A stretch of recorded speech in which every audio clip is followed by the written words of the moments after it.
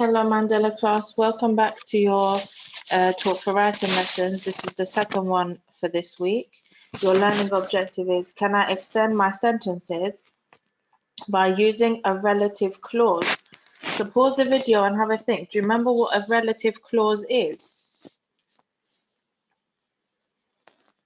Okay, so we will be looking at relative clauses during this lesson, which is when we add more information to a sentence, specifically to the subject of a sentence, by using the word who, which, or that. So today we are going to make our sentences more complex and interesting by using a relative clause. So a main clause, just to recap quickly, a main clause is part of the sentence that makes sense on its own. So it's a simple sentence. It includes a subject and a verb. For example, the boy walked to school. That simple sentence can stand on its own because it makes sense by itself. So that's the main clause of a sentence. The boy is the subject of this sentence, and walked is the verb, the doing word. So a relative clause, as mentioned just before, adds further detail to a sentence by relating directly to the main clause. It usually uses who, which, or that. For example,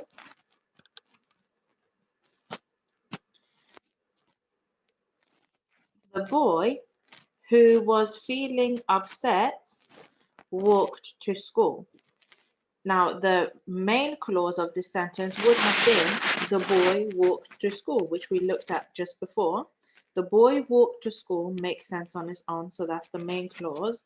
But now we're adding more information to the subject of our sentence.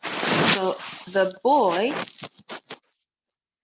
and then we've used the word who because we're talking about a person, we're talking about the subject, which is a boy, who is a boy.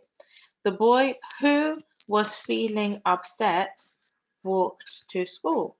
So now we've added more information rather than just simply saying the boy walked to school. Now we know a little bit more about the boy.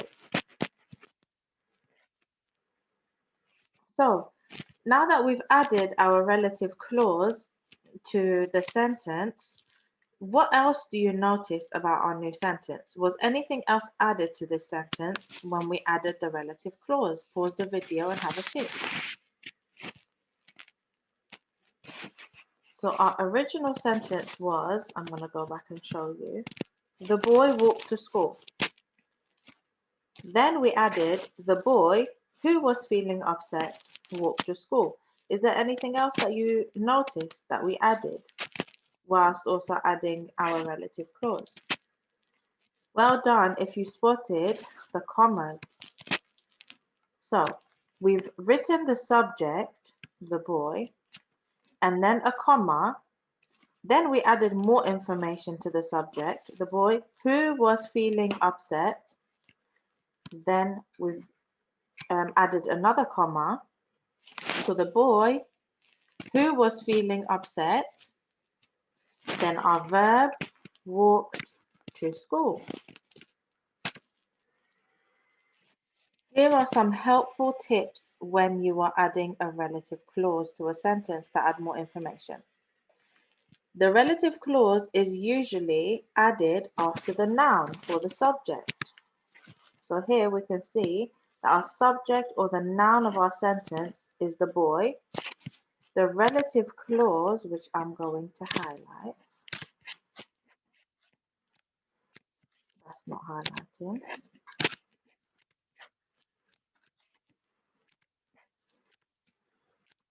Okay, so the boy who was feeling upset, that's the relative clause that we're adding to our sentence, which has come after our subject. Okay, I'm going to highlight the subject or the noun of our sentence so you can see that the relative clause has come after the subject and before the noun. I'm going to highlight, before the verb, I'm going to highlight the verb as well. So in between the noun and the verb, we fitted in a relative clause which has added more information to our sentence. So let's look at our useful tips. Find the noun, which we did. We found it here.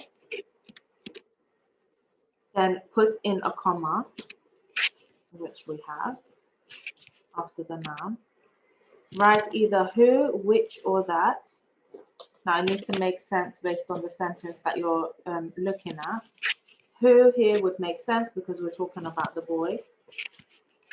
So we've found the noun, we've added a comma, then we've started our relative clause with the who. Finished the relative clause. Who was feeling upset? Put a comma at the end. So put a comma at the end, and then our verb, walk to school. Let's have another look. On your scrap piece of paper, how can you add further detail to this sentence, this main clause? The man was waiting in a queue. So identify the noun,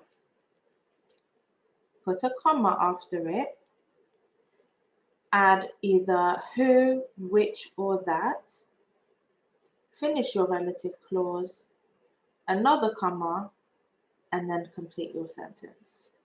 Have a go at doing that. Pause the video and play the video when you're ready to see what I have written. Okay. So, where is the noun in my sentence? Remember, a noun is the name given to a thing or a person or a place. The man is the noun. Then what do you do after you find the noun? You put in a comma. And then I'm going to open something up like this. I'll show you my sentence in a second. And this is where you would write, which one would you choose? Who, which, or that? Well, we're talking about the man, so who would make sense?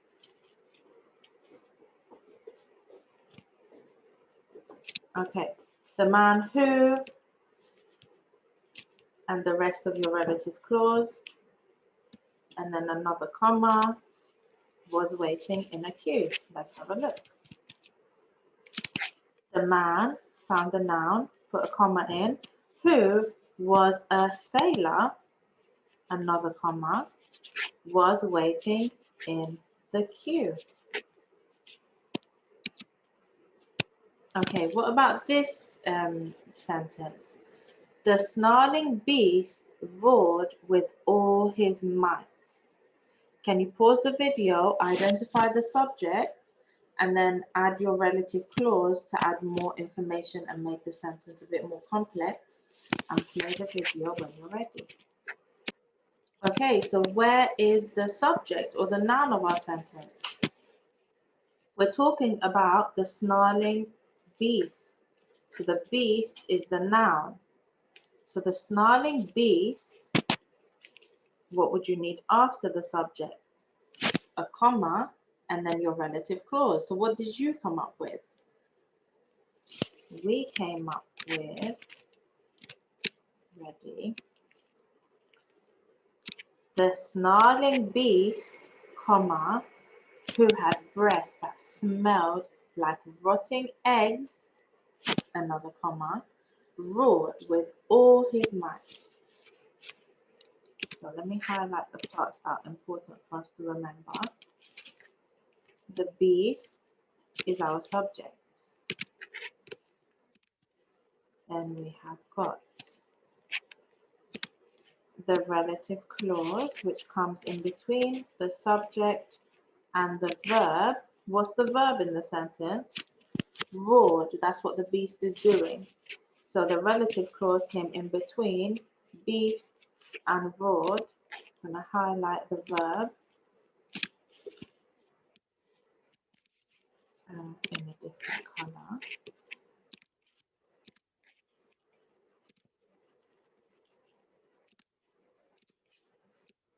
Roared with all his might. And we have remembered our commas.